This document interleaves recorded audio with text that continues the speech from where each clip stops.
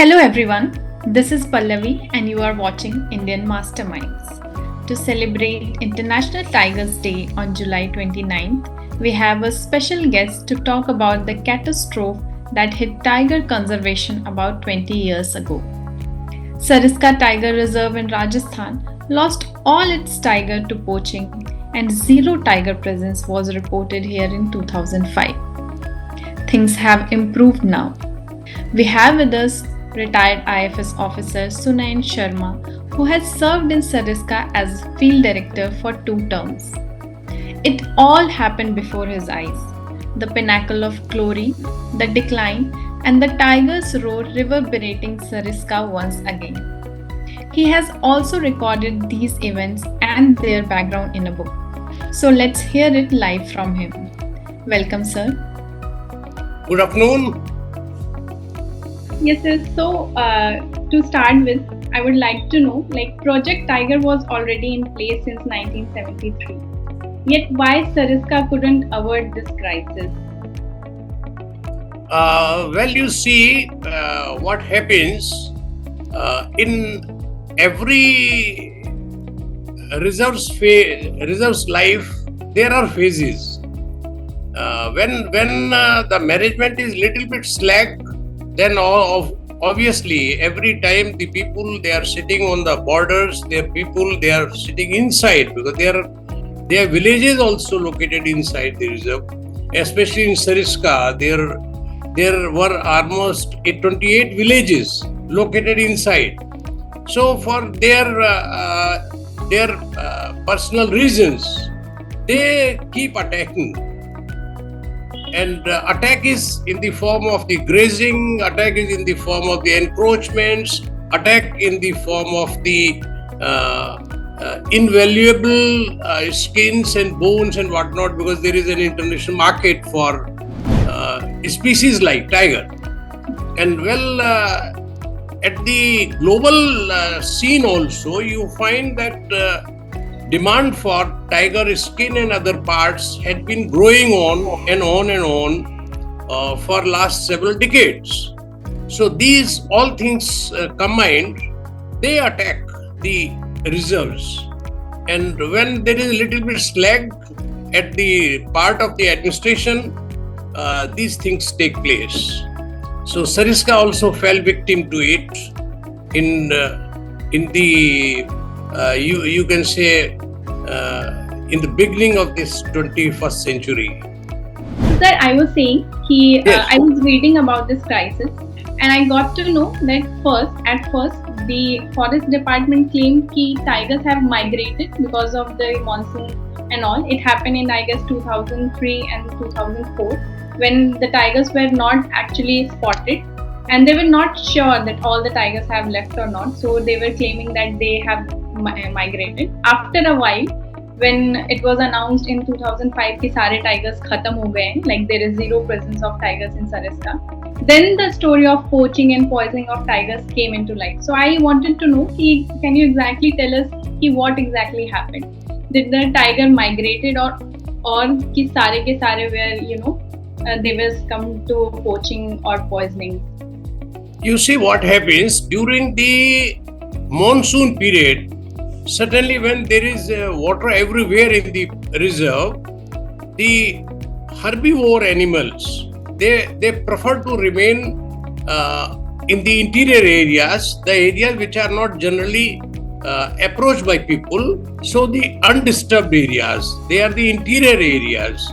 And tiger certainly follows the herbivores. So there is always a likelihood that the tigers may go into those interior areas, but that doesn't mean they will not be spotted at all. So right from beginning, I was not in the park those days, but when I was listening to these stories, I didn't believe, and I conveyed to senior officers that it should be looked into from other angle also. Like I had a very serious doubt because earlier also I had managed this reserve for 5 years. So my experience said that maybe the notorious poachers, they got some route through, and that was the reason. And of course, ultimately surfaced out, because if the department people, the administration there, they want to cover up their weaknesses and shortcomings, that will not last for long. Ultimately, it will come out, and it came out. Right. So, like sir, you already mentioned, and I also know you served there during, I guess, 1991 to 1996. और उस समय the glory of Sariska must be on the top. And then you were again posted in 2008 when the tigers were reintroduced. So, you know, आप जब जिस समय थे उस समय everything was fine, and then watching Sariska go through all of this and you coming back to restore what it has lost. So how does it feel you? How does it felt actually to you? You see, it is such a sad thing to learn about.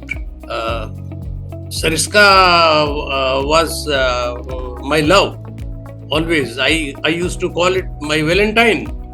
And it was so painful to me learning about the decline of Sariska to this extent that every single tiger got poached from there. So it was really, it can't be explained in words. It was such a matter of grief to me. मुझे बहुत इसका दुख ये रहा कि unfortunately मैं कुछ कर नहीं सकता था उसमें. अदरवाइज जो है, मैंने जब मेरी बात वो रखी भी थी टॉप मैनेजमेंट में अपने तरीके से, तो पीपल जस्ट डिडंट, ऐसा होता है सिस्टम में, यही होता है. जब सिस्टम के आप बाहर होते हैं तो लोग आपकी बात बहुत सुनते नहीं है. और ये भुगतना पड़ा. मुझे सबसे दुख ये था कि सारे टाइगर खत्म हो गए. अगर उसमें सीड भी रह जाता उसका तो वो रिवाइव कर सकता था. ये सबसे ज्यादा शॉकिंग मेरे लिए था कि सारे टाइगर साफ हो गए. And officially, I think in 2003, 16 tigers were reported. Correct me if I'm wrong. But जो zero, that the tigers are मतलब zero, ये officially announcement was done in 2005. But tigers introduction started in 2008 when you were posted as the field director of Sariska. I wanted to know why this delay, like 3 years delay. Why did that happen? देखिए क्या होता है कि tiger reintroduction कहीं दुनिया में हुआ नहीं था पहले, तो देयर वाज एप्रीहेंशन कि ये नहीं होगा. एक बहुत बड़ा एक और डायमेंशन जुड़ गया है अभी, टाइगर टूरिज्म. आप देख रहे हैं कि बहुत से पार्क्स हैं, बहुत से रिजर्व्स हैं, कितने बड़े बड़े होटल्स, ओबेरॉय जैसे लोग आ गए हैं, बहुत बड़ी लॉबी हो गई है. They don't want competition. So the hoteliers, the big people making a lot of money from selling tiger, they have their properties, huge properties around Ranthambore. They don't want to share their profits with another reserve like Sariska. Sariska की ये खूबी ये है कि Sariska की location बहुत अच्छी है. Comparing Ranthambore, Sariska is very close to Delhi. Sariska is very close to Jaipur. You can approach Sariska mostly by train also, and then by road of course. 2 घंटे में आप पहुंच जाते दिल्ली से, इतना आसान है. तो Sariska अगर पनपता है तो नेचुरली टाइगर टूरिज्म जो है वो शेयर Sariska के साथ में हो जाएगा. वो लोग नहीं चाहते थे. बड़ी लॉबी थी, सभी लोग, even including the guides and the transport operators, all were out. Rally निकाली लोगों ने. दे अब आप बताइए, इस बात के लिए कोई रैली निकाल सकता है कि साहब आप सरिस्का में टाइगर मत लाइए, क्योंकि वो कह रहे हैं कि साहब रणथंबोर से ले जा रहे हैं इसलिए हम मना कर रहे हैं. How does it matter? Ranthambore में वो there is overflowing population of tigers. तो वो वैसे भी we need to, तो वो उसमें बड़े बड़े धुरंधर, बड़े बड़े महान लोग जो थे, उसको काफी कुछ मैंने लिखा है इसके लिए, बोलता भी रहा हूँ. वो लोग इसमें आ गए, खुलेआम आ गए, and they could influence even prime minister of India. इतने बड़े बड़े लोग थे. तो इसलिए उसमें उसमें वक्त लगना ही था। And finally, how did it happen? Like जो process क्या था? How when did it start? 2008 में तो I think one pair was first reintroduced in that in Sariska and from Ranthambore only, वहीं से लाया गया था, I guess एक टाइप में। तो उसके बारे में थोड़ा बताइए कि how did it? एक्चुअल में हुआ ही है कि हम लोगों का शुरू से ये सोचना था कि टाइगर रिप्रोडक्शन जल्दी से जल्दी होना चाहिए। फॉर्चुनेटली जो गवर्नमेंट ऑफ इंडिया ने सरिस्का क्राइसिस के बाद जो टाइगर टास्क फोर्स जो बनाई थी, very high level committee it was, उन्होंने भी रिकमेंड किया कि yes tiger should be brought. और जो स्टेट लेवल पे जो कमेटी बनी थी, VP Singh committee, very powerful committee, उसने भी यही रिकमेंड किया था कि टाइगर आना चाहिए। कहीं मेरा उसमें बैकडोर से इन्फ्लुएंस था कि एक ही तरीका है, टाइगर लाइए आप इसमें, और क्या होगा, ज्यादा से ज्यादा आपको लग रहा है 2-4 टाइगर मर जाएंगे तो मर भी जाएंगे, लेकिन आपको लाना चाहिए। If you take all precautions तो ये it will be successful project. और एक बार हो गया तो वो कहीं भी लाएंगे आप, पूरे कंट्री में, दुनिया में जो टाइगर रेंज कंट्रीज हैं, कहीं भी आप कर सकते हैं। ये इसका एडवांटेज हमको हमेशा हमेशा मिलेगा। So that was the basic idea. तो फिर ये एक उसका प्लान बनाया।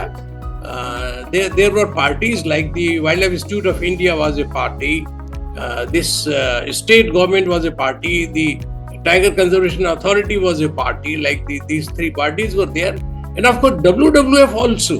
WWF India, Mr. Ravi Singh, the Secretary General and CEO of WWF, a good friend of mine, he was also very helpful in this. बहुत encouraging रहा, बड़ा supporting रहा। तो फिर ये शुरू हुआ और बहुत से issues थे उसमें, like रेडियो कॉलर चाहिए उसको, GPS enabled रेडियो कॉलर चाहिए उसको, so VHF enabled भी चाहिए था ताकि locally भी हम उसको करेंगे। So there were 2 transmitters fitted on the radio collar. उसको import करके लाने में गवर्नमेंट ऑफ इंडिया के बड़े restrictions हैं, वो बड़ी problems थी। The WWF helped in that. Then they had to be carried. तो ये था कि इतने समय तक वो बेहोश रहेगा एनिमल, तो that may die during the journey. Journey काफी है उसकी।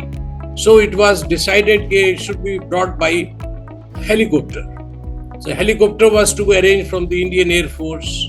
So there are certainly, I mean, अलग-अलग एजेंसीज से आपको कोऑर्डिनेट करना है, तो उसमें भी, और जब कुछ लोग पीछे लगे हों वो चाहते ही नहीं है कि हो, तो ये समस्याएं थी उसमें। But those could be overcome by a strong will. There were people who were for the cause and they got it. Yes, and you all did it, and finally the numbers have rose up to 30 now. So yes. अभी शुरुआत में you were mentioning कि एक बहुत बड़ी problem जो सरिस्का में, apart from कि competition from Ranthambore and the lobby you were mentioning, उसके अलावा जो वहाँ पे आसपास जो गांव हैं, the populated area, वो एक बहुत बड़ा problem वहाँ पे create कर रहा था। Because I was also reading and एक जगह mention था कि सरिस्का में सबसे बड़ा इशू यही है कि वहाँ का जो मेजर ग्रासलैंड है is occupied by the kettles, जो विलेजेस के कैटल्स हैं। उसके लिए बहुत सारी चीजें की गई, आई थिंक बहुत सारे विलेजेस को वहाँ से मूव करा गया है। तो ये प्रॉब्लम अभी भी I guess it's still there, तो कितना सॉल्व हुआ है और आगे इसके लिए इसको पूरी तरह से, ताकि इसकी वजह से मैन एनिमल कॉन्फ्लिक्ट और इस तरह के केसेस भी बहुत ज्यादा होते हैं, तो उसके लिए क्या किया जा रहा है? I am asking you this because I read कि you are still part of Sariska Tiger Foundation. You are the president. You are involved in all of this. So I really wanted to know कि क्या उस वाले मसले पे क्या चीजें हो रही हैं? Actually ये बहुत important issue है, बहुत ही important issue है कि अगर कोई पार्क है, जैसे कई बार लोग बात करते हैं, कोई येलो स्टोन पार्क की बात करता है, कोई दूसरे पार्क्स की, अब उनसे अपन कंपेयर नहीं कर सकते क्योंकि वहां पे ह्यूमन प्रेशर नहीं है। ह्यूमन प्रेशर जो है वो एक ऐसा इतना बड़ा डेट्रीमेंटल फैक्टर है फॉर नेचर कंजर्वेशन, क्योंकि वो एक कॉन्फ्लिक्ट रहता है हमेशा, और इंसान तो वोट देता है, जानवर तो वोट देते नहीं है। और हमारे यहाँ सारी ताकत है पॉलिटिशियन के पास में, वो उसकी ताकत है वोटर, तो वो तो will always go for the human being. तो अगर कहीं जरा भी इशू आएगा तो वो फिर वो नेचर को छोड़ देगा हमारे आपके लिए, और वो संभालेगा आदमियों को, और फिर वो सारा खराब हो जाता है। सो दैट वे एक बहुत बैलेंस तरीके से अप्रोच की जरूरत थी, और फॉर्चुनेटली डिपार्टमेंट ने उसको टेक अप किया। कुछ विलेजेस को हमने शुरू में शिफ्ट किया।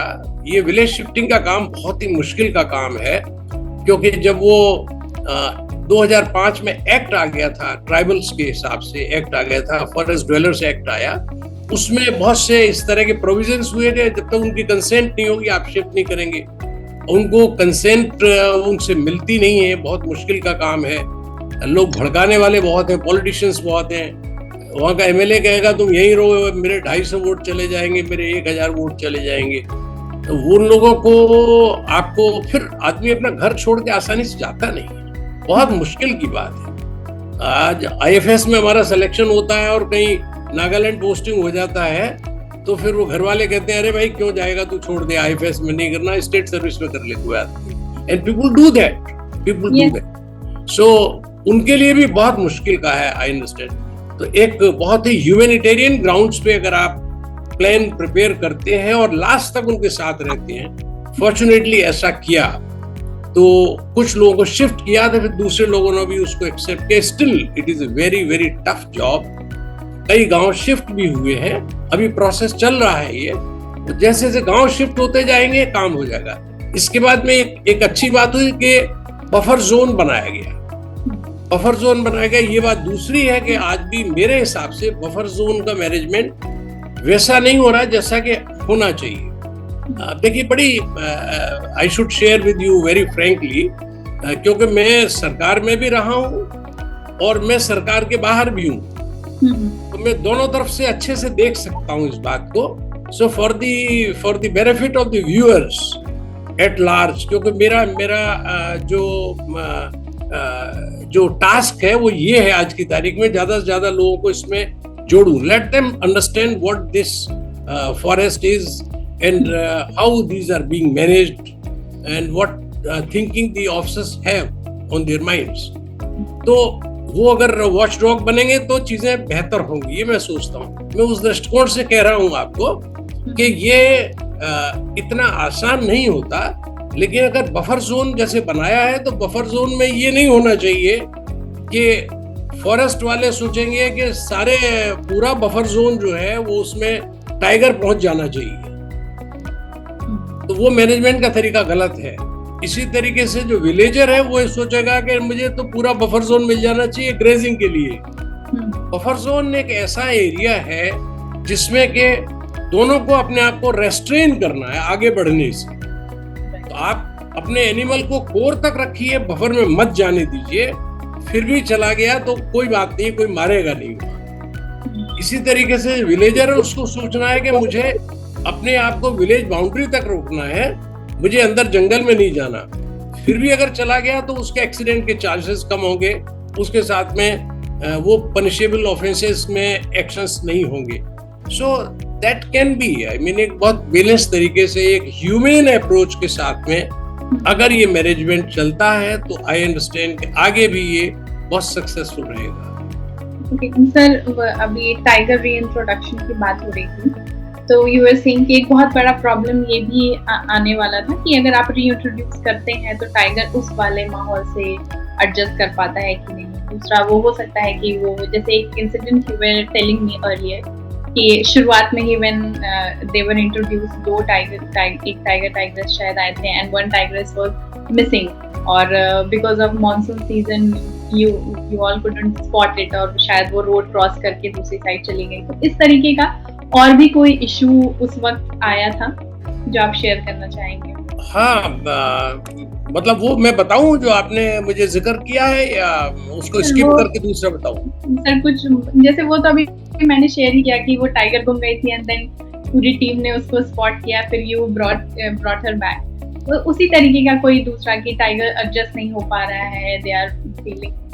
एक्चुअल में क्या होता है, सबसे अहम बात है जो लोगों को समझनी चाहिए कि टाइगर जैसे कोई भी दूसरा इंसान होता है, तो इंसान भी नई जगह जाता है तो उसको बहुत दिक्कत होती है, एक्लिमेटाइज करने में उसको दिक्कत होती है, नई चीजों को अंडरस्टैंड करने में दिक्कत होती है, जबकि उसको लैंग्वेज आती है। जहाँ जाता है वहाँ एक कॉमन चीज है जो एक दूसरे कम्युनिकेशन हो जाएगा, लैंग्वेज से हो जाता है। आदमी को इशारे करना बेहतर आता है, तो जहाँ लैंग्वेज प्रॉब्लम होती है वो भी काम हो जाता है वो। And there are governmental agencies, there are NGOs, there are several agencies जो कि उसको ब्रिजिंग कर देते हैं। There are commercial agencies also who can help. जानवर के साथ में ये नहीं है, जानवर को ये सुविधा कुछ भी नहीं है। फिर जानवर तो डे टू डे अपने फूड के लिए, पानी के लिए वो डिपेंडेंट है कि उसमें लोकल क्या है, वहां पर क्या अवेलेबिलिटी है, और उसको एक फियर भी बहुत होता है। जैसे टाइगर है तो उसका क्योंकि शिकार सदियों से होता आया है तो उसको एक फियर होता है कि उसका शिकार हो जाएगा, तो has to be on guards every time, बहुत सेफ्टी उसको चाहिए। और अगर उसके बच्चे होने हैं तो बच्चों के लिए बहुत ज्यादा उसको ध्यान रखना है। सो आई मीन ये सारी चीजों को मिला के देखते हैं तो वो एनिमल एक स्केर्ड एनिमल की तरह से रहता है। उसको लगता है कि मैं भाग के अगर अपने पुरानी जगह पहुंच जाऊं तो वहां मेरा सब जाना पहचाना है, मुझे मालूम है इतने किलोमीटर पे ये, इतने किलोमीटर पे पानी है, इतने पे वहाँ एनिमल्स क्या क्या मिलते हैं, क्या मैं खा के गुजारा करूंगा, शील्ड करने के लिए क्या जगह है, छुपने के लिए क्या हाइट्स हैं। तो ये इसकी वजह से दिक्कत होती है। टाइगर में एक खूबी ये है कि टाइगर हिली टेरेन में भी इज प्रेटी गुड, दो इट डजंट लाइक हिली terrain, but it's pretty good. इंसान की बड़ी लिमिटेशन है। तो हम लोगों ने क्या किया था, जब ये इंट्रोड्यूस किया इसको, जब फिर उसके बाद जो सॉफ्टवेयर लॉन्चिंग के बाद जंगल में छोड़ा, तो उसके पीछे एक राउंड द क्लॉक मॉनिटरिंग के लिए टीम हमने लगाई थी। वो टीम जो है उसका यही काम था कि वो 24 घंटे उनके साथ रहेंगे। तो उनके पास में अपने रेडियो ट्रांसमीटर्स थे, और जैसे मैंने बताया था कि वो ट्रांसमीटर इनेबल्ड रेडियो कॉलर्स पहने हुए थे एनिमल्स ने, तो उससे ट्रैक करके उसको पीछे पीछे पीछे पीछे रहते थे उसके, ताकि अगर कोई समस्या होगी, specially if it breaks into people in the villages, then it could be more problem. तो वो खास तौर से ध्यान में रखने वाली बात थी। और देयर वर एजेंसीज टू से कि देखिए साहब फेल हो गया आपका प्रोग्राम, ये तो it has broken out into the villages, तो कैटल को खा रहा है, आदमियों के साथ कॉन्फ्लिक्ट हो गया, मारा गया, और कुछ लोग मार देंगे। And again let me tell you, people certainly, क्योंकि उनको लगता था ये कॉन्फ्लिक्टिंग इंटरेस्ट है, टाइगर रहेगा तो हमारे लिए नुकसानदायक है। सो नेचुरली वो कहते कुछ भी थे, लेकिन दे वर नॉट फॉर के टाइगर आना चाहिए। तो उसकी सेफ्टी बहुत इंपॉर्टेंट थी टाइगर की इस हिसाब से। तो जो टीम्स को हमने लगाया हुआ था वो रात दिन चेज कर रहे थे। तो एक एनिमल था जो कि tigress number 2, it was brought in the फरवरी में लाए थे उसको, 2009 में फरवरी में लाए। तो it was a young tigress. उसके पीछे पीछे जब वो थे, वो उसको लग रहा था 2 टाइगर ऑलरेडी हैं, they were adult tigers, so she was bit scared, क्योंकि जिस उसमें हमने सॉफ्ट पैड लॉन्चिंग के लिए रखा था वो स्मेल रहती है एनिमल की, जिनको पहले रिलीज किया था। तो वो शी कुड मेक आउट कि यहाँ बड़े टाइगर्स हैं, और अननोन एरिया था, तो वो ज्यादा से ज्यादा कोशिश कर रही थी फ्रिंज एरिया में जाने की। फ्रिंज का मतलब है then next door is your village. So we certainly didn't want कि ये कन्फ्रंटेशन का कोई चांस बने। तो वो टीम्स को इमीडिएटली जैसे ही कॉल आता था कि ये टाइगर फ्रिंज पे आ गया है, every time the teams will be rushed. फिर वो beating the drums and tin cans and what not, fire crackers और बहुत सी चीजें, टॉर्चेस, बहुत चीजें यूज करके उसको we will try to push the animal back into the safety of the reserve, core में अंदर चला जाए। एक बार गया, फिर वो थोड़े समय बाद फिर बाहर आना है उसको, फिर आया, तो वो कई बार हो गया। वो टाइग्रेस थी, वो बहुत नाराज हो गई। शी वाज सो एंग्री कि उसने एक बार उसकी जो टीम जो थी ट्रैकिंग, उसको उसने पहचान रही थी, वो ये पीछे लगे हुए मेरे, वो उनके पीछे दौड़ी, और वो दौड़ी। वो लड़के इतने नर्वस हो गए क्योंकि हिली टेरेन है, तो Gypsy could not go that fast, तो वो उतर के जिप्सी से भागे वो, and then they took shelter on trees. फिर वो थोड़ी देर खड़ी रही, काफी देर वहां पे उनका वेट किया। सो it was so scary for them all. फिर वो बड़ी मुश्किल 2 घंटे उसने वेट किया कि आएंगे, इनको सबक सिखाऊंगी मैं। फिर वो जब गई तो वो नीचे उतर के आए। It was a panic situation. We had to immediately change the entire staff. मैं दूसरा लगाया स्टाफ वहाँ पे। Like that, ऐसे मतलब कई इंस्टांसेस हुए जो I can only imagine. Like we are laughing at it now, but I उस समय they must be scared like hell. And so I know ऐसे फॉरेस्ट में इस तरीके की बहुत सारी आपने बताया भी कि ये सारी चीजें तो आई थिंक कॉमन हो जाती है एक टाइम के बाद। सर वन थिंग जो जिस पे हमने बात नहीं की वो था कि जो सरिस्का का जो भी सिचुएशन हुआ it was mainly because of poaching, और शायद कुछ आई थिंक रीइंट्रोडक्शन के बाद भी कुछ टाइगर्स जो है they died because of that. Poisoning भी हुई। Please correct me if I am putting it in a wrong way, but इसको डील करने के लिए किस तरीके का what kind of methods you use, क्योंकि कुछ चेंजेस तो आई थिंक पॉलिसी में भी आ गए थे, so that must have helped, but उसके अलावा इन एक्शन में what all changes you included. In fact क्या इसमें एक बहुत इम्पोर्टेंट बात ये है कि आपको दुश्मन को पहचानना चाहिए। दुश्मन कौन है उसको पहचानना चाहिए। अगर आपने दुश्मन को पहचानना शुरू कर दिया तो फिर आप उसके लिए प्रिकॉशन ले सकते हैं। आप अगर आपने दुश्मन को नहीं पहचाना तो बहुत मुश्किल की बात है। दुश्मन में सबसे बड़ा जो दुश्मन है वहां पे वो जो अंदर आदमी रहता है या जो बॉर्डर पे आदमी रहता है, क्योंकि उससे उसका आपका सीधा कॉन्फ्लिक्ट है। अगर आप खाली पोचर को देखते हैं तो वो तरीका आपका सही नहीं है, क्योंकि पोचर अपने आप नहीं आ सकता है। पोचर को कोई लाता है, और पोचर को वही लाता है जो अंदर है, जो जानता है उस एरिया को, वो आदमी लेके आता है। तो इसमें 3 स्तर पे इसमें कार्यवाही बहुत जरूरी थी। एक सबसे पहला स्तर था कि उन लोगों को आइडेंटिफाई करना गांव में से जो लोग इन चीजों में इन्वॉल्व रहे उस समय। तो मैंने तो बहुत लार्ज स्केल पे स्कैनिंग करके उन लोगों को आइडेंटिफाई किया, और उनके लिए जो इंटेलिजेंस सिस्टम है उसको लगाया और उनसे कन्फ्रंटेशन किया। मैंने सीधा बात की उनसे। मैंने कहा जो भी आपने किया है मेरी नॉलेज में है, and you will be booked, you will not be left, लेकिन ये बात समझ लीजिएगा कि यू आर बीइंग वॉच्ड। तो आपको कोई दिक्कत है, कोई परेशानी है एनिमल से, तो आप बात कीजिएगा, I am here for solving the problem. लेकिन गवर्नमेंट की स्कीम है, ये टाइगर को आप मार के खत्म कर देंगे, ये this will not be tolerated. तो आप अच्छे से समझ लीजिए इस बात को, यू आर बीइंग वॉच्ड। उससे बहुत बड़ा फर्क पड़ा। पहले करते ये थे कि जैसे मालूम रहता था तो उसको छुप के धीरे से अपनी आइडेंटिटी छुपाते हुए उसको वॉच करने की कोशिश करते थे, तो तब तक वो काम कर देता था। मैंने स्ट्रेटेजी बिल्कुल चेंज की। मैंने कहा no, we will confront, identify किया, कन्फ्रंट करो, सीधी बात करेंगे उससे। तो उससे बहुत बड़ा फर्क पड़ा। दूसरा जो सरिस्का के पेरिफेरी में जो बाहर के लोग आके बस जाते थे, कई लोग थे जिन लोगों ने पोचर्स थे, जिन्होंने वहां पे अपना हुलिया बदल के, तौर तरीका बदल के वहां पे चरवाहा बन के आगे सेटल हो गए थे। They were involve in that, I could identify them. ऐसे सब लोगों को बुक किया, सो वॉश आउट किया एकदम से। ये एक स्तर था जिसमें किया।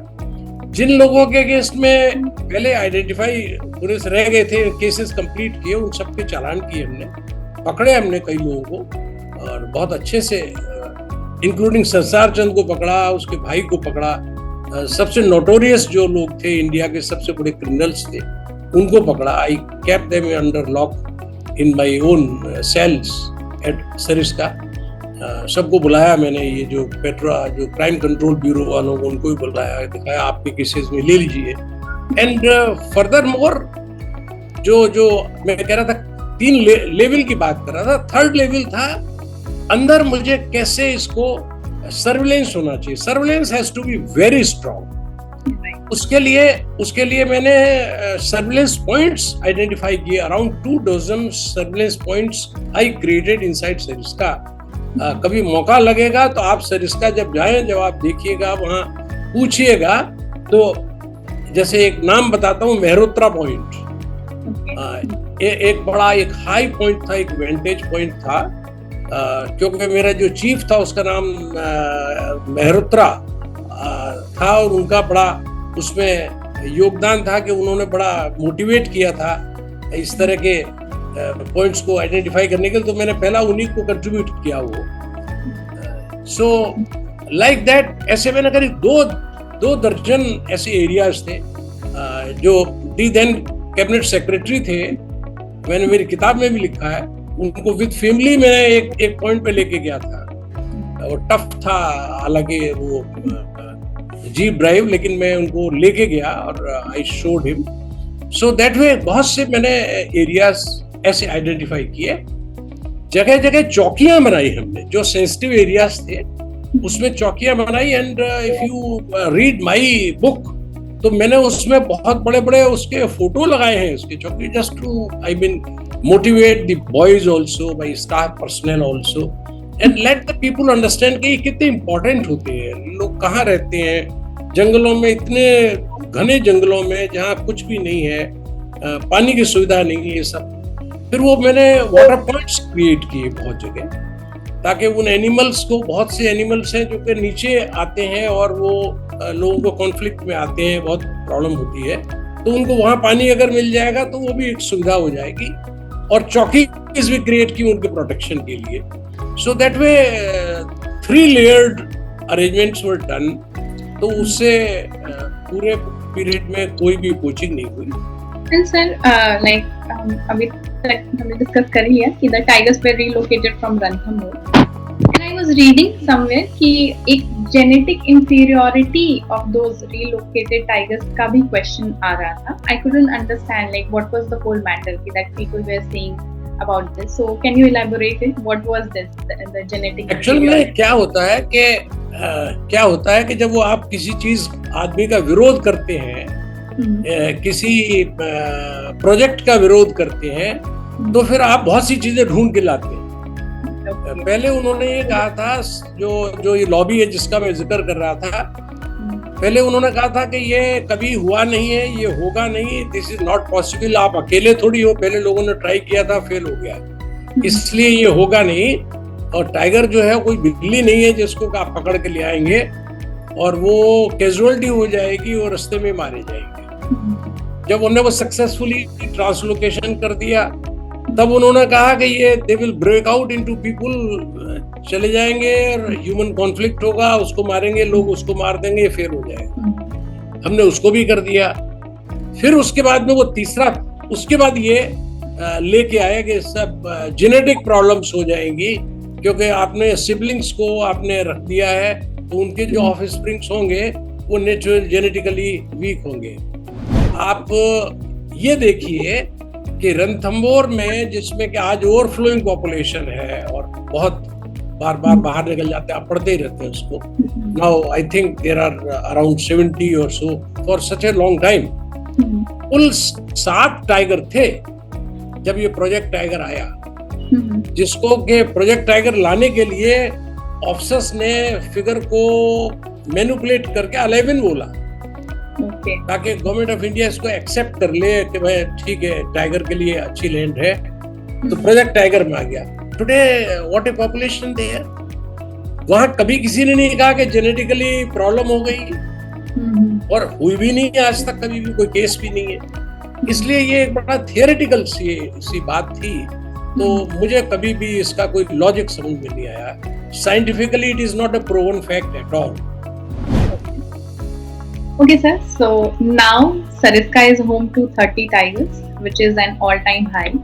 2 newborn cubs were also recently captured on camera. So according to you, what the future hold for Sariska now? देखिए, सरिस्का का फ्यूचर बहुत अच्छा है, लेकिन मैंने आपको बताया कि ये बहुत वाइब्रेंट है। These reserves are very vibrant, not only Sariska, all where. अब देखिए, सरिस्का जब खत्म हुआ तो थोड़े दिन में खबर आई कि पन्ना भी खत्म हो गया। पन्ना इज इन MP, वहाँ का मैनेजमेंट डिफरेंट है, सब कुछ डिफरेंट है, लेकिन वहाँ भी खत्म हो गया। सरिस्का के पैटर्न पे, सरिस्का के ब्लूप्रिंट को लागू किया उन्होंने पन्ना में। पन्ना revived like anything. Panna is also beaming with some 70 tigers or so. So that way ये बहुत वाइब्रेंट है।